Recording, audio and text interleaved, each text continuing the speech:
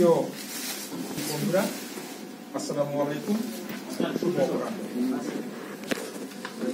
আমাদের রিটেন ব্রিফিংটা দেওয়ার পরে আমাদের মাননীয় মন্ত্রী এবং তার সহযোগী হিসেবে আমরা যারা আছি আপনাদের প্রশ্নের উত্তর দেওয়ার চেষ্টা করবো। আমি আমাদের দাপ্তরিক অবস্থানটা আপনাদের সামনে আগে আপনাদের সদয় অবগতির জন্য তুলে ধরছি।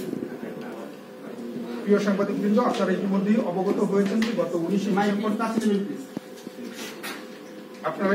অবগত হয়েছেন যে গত 19 ডিসেম্বর 2021 তারিখ মালয়েশিয়ার কুয়ালালামপুরে বাংলাদেশ থেকে কর্মী নিয়োগের জন্য মালয়েশিয়া ও বাংলাদেশ সরকারের মধ্যে সমঝোতা স্বাক্ষর করেছেন বাংলাদেশ সরকারের প্রবাসী কল্যাণ ও বৈদেশিক কর্মসংস্থান মন্ত্রণালয়ের মাননীয় মন্ত্রী জনাব ইমরান আহমেদ এমপি এবং মালয়েশিয়ার পক্ষে সেই দেশের মানব সম্পদ মন্ত্রণালয়ের মাননীয় মন্ত্রী দাতুক সেরি এম সালামান। এই সময় উভয় দেশের সংশ্লিষ্ট কর্মকর্তারা উপস্থিত ছিলেন। সেক্রেটারি হিসেবে আমি উপস্থিত ছিলাম। মালয়েশিয়া সরকার 2018 সালের অক্টোবরে বাংলাদেশ থেকে কর্মী নিয়োগে স্থগিতাদেশ আরোপ করে এবং পুনরায় কর্মী নিয়োগ শুরু করার জন্য উভয় দেশের মধ্যে বেশ কয়েকটি সভা অনুষ্ঠিত হয়েছে। প্রবাসী কল্যাণ ও বৈদেশিক কর্মসংস্থান মন্ত্রণালয়ের নেতৃত্বে আন্তঃমন্ত্রণালয় পরামর্শ কথা একটু না বললে ভালো হয় এবং বাংলাদেশ হাইকমিশন কুয়ালালামপুরের প্রচেষ্টায় মালয়েশিয়া সরকার সম্প্রতি বাংলাদেশ থেকে কর্মী নিয়োগের অনুমোদন প্রদান করে। এই বিষয়গুলো আপনারা ইতিমধ্যেই শুনেছেন। এই সমঝোতা স্মারক স্বাক্ষরের পরে বাংলাদেশ থেকে কর্মী নিয়োগ, কর্মসংস্থান ও প্রত্যাবাসনের একটি আদর্শ কাঠামো প্রতিষ্ঠার সুযোগ সৃষ্টি হয়েছে। বাংলাদেশের কর্মীদের কর্মসংস্থান একটি অন্যতম সহযোগিতার ক্ষেত্র এবং পারস্পরিকভাবে উপকারী, মিউচুয়ালি বেনিফিশিয়াল বলে উভয় দেশ বিশ্বাস করে। বাংলাদেশের কর্মীরা যেমন মালয়েশিয়ার অর্থনৈতিক উন্নয়নে অবদান রাখছে, তেমনি বাংলাদেশের উন্নয়নেও অবদান রেখে যাচ্ছে বলে উভয় মন্ত্রী উভয় দেশ অকুণ্ঠভাবে স্বীকার করেছে। উভয় দেশের আইন, বিধি, বিধান, জাতীয় নীতি এবং নির্দেশাবলীর আলোকে এই সমঝোতা স্মারকে কর্মীদের অধিকার ও মর্যাদাকে অধিকতর সুরক্ষিত করা হয়েছে। এটি আমরা আমাদের এই এমওইউ, এটি নতুন এমওইউ না, এটি একটি নতুন এবং রিভাইজ এমওইউ। আমি রিপিট করছি।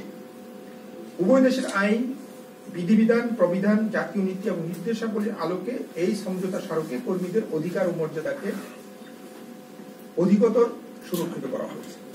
এই সমঝোতা স্মারকের আওতায় বাংলাদেশি কর্মীরা মালয়েশিয়া প্রান্তের সকল খরচ নিয়োগকারী বহন করবেন, যেমন রিক্রুটমেন্ট এজেন্সি নিয়োগ, মালয়েশিয়ার আনয়ন, আবাসন, কর্মী নিয়োজন, কর্মী নিজ দেশে ফেরত প্রেরণের খরচ বহন করবেন সেই দেশের নিয়োগকারী। নিয়োগকর্তা নিজ খরচে মালয়েশিয়া রিক্রুটিং এজেন্ট নিযুক্ত করতে পারবেন।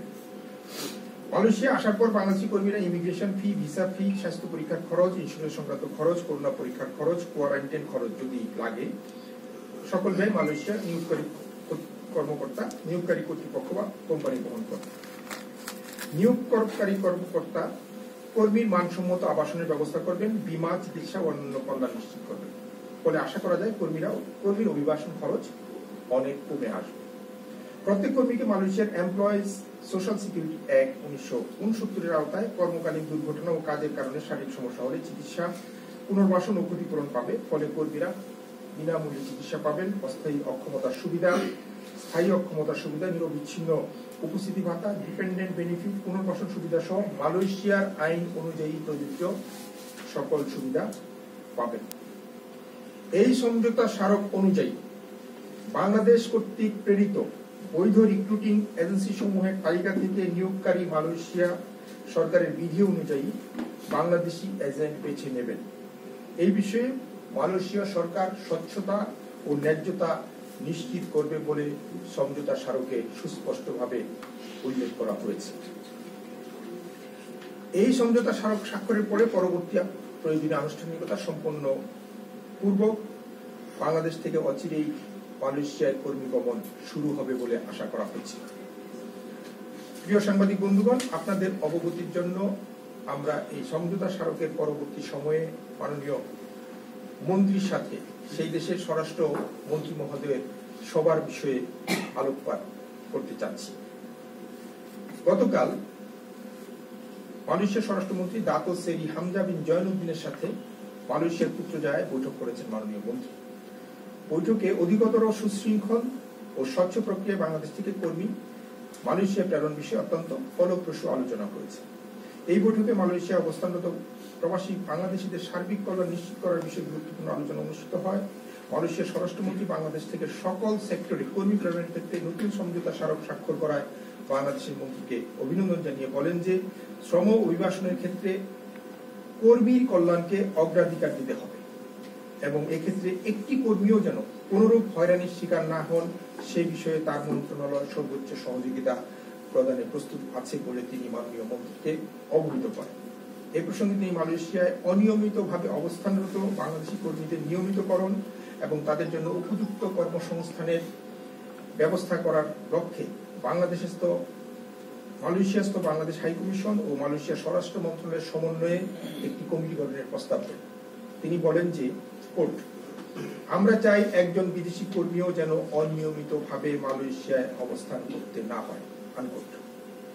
বাংলাদেশের প্রবাসী কল্যাণ ও বৈদেশিক কর্মসংস্থান মন্ত্রী অভিবাসন ব্যয় যৌক্তিকভাবে নির্ধারণ করা, দক্ষ এবং মালয়েশিয়ার আইন ও সংস্কৃতির উপর জ্ঞান সম্পন্ন কর্মী প্রেরণ বিষয়ে তার মন্ত্রণালয়ের বিভিন্ন উদ্যোগের বিষয়ে উল্লেখ করে বলেন যে শ্রম অভিবাসনের নামে যাতে কোনো ধরনের মানব পাচারের ঘটনা সংঘটিত না হয় সে বিষয়ে বাংলাদেশ বিভিন্ন ব্যবস্থা গ্রহণ করেছে এবং এই বিষয়ে বাংলাদেশ মালয়েশিয়াকে সর্বোচ্চ সহযোগিতা প্রদানে সবসময় প্রস্তুত আছে।